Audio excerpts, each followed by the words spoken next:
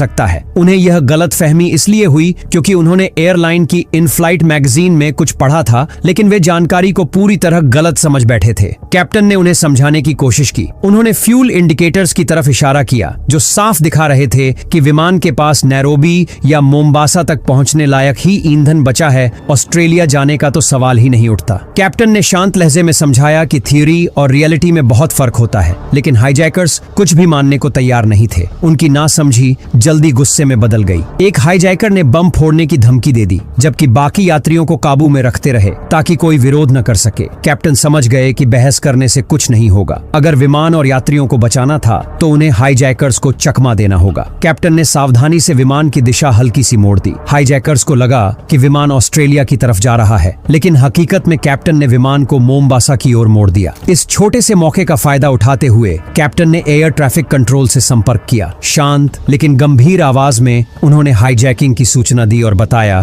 कि वे दिखाने के लिए हाईजैकर्स का आदेश मान रहे हैं, लेकिन असल में विमान को मोम्बासा की ओर ले जा रहे हैं। लेकिन हाईजैकर्स को जल्दी ही शक होने लगा। उन्होंने कैप्टन को ग्राउंड से बात करते हुए देख लिया और बेचैन हो गए। अचानक एक हाईजैकर गुस्से में कॉकपिट में घुसा। उसने बिना किसी चेतावनी के कैप्टन का हेडसेट खींचकर फेंक दिया, जिससे सारी संचार लाइन कट गई। अब कैप्टन पूरी तरह अकेले थे और 39,000 फीट की ऊंचाई पर हाईजैकर्स का सामना कर रहे थे। विमान के अंदर हाईजैकर्स लगातार कैप्टन को अपनी योजना के मुताबिक उड़ाने के लिए मजबूर कर रहे थे। हालात को और गंभीर बनाने के लिए एक हाईजैकर ने कैप्टन को आदेश दिया कि वे ऑस्ट्रेलिया फोन करें, लेकिन यह असंभव था। विमान में ऐसा कोई फोन सिस्टम नहीं था जो इंटरनेशनल कॉल कर सके। हालांकि कैप्टन को इसमें भी एक मौका दिखा। तेजी से सोचते हुए उन्होंने हाईजैकर्स को सच्चाई बताई कि ऑस्ट्रेलिया से सीधे संपर्क करना संभव नहीं था। इसके बजाय उन्हें किसी ग्राउंड स्टेशन से संपर्क करना होगा जो फिर ऑस्ट्रेलिया को संदेश भेज सके। कैप्टन को उम्मीद थी कि इस बहाने से वे दोबारा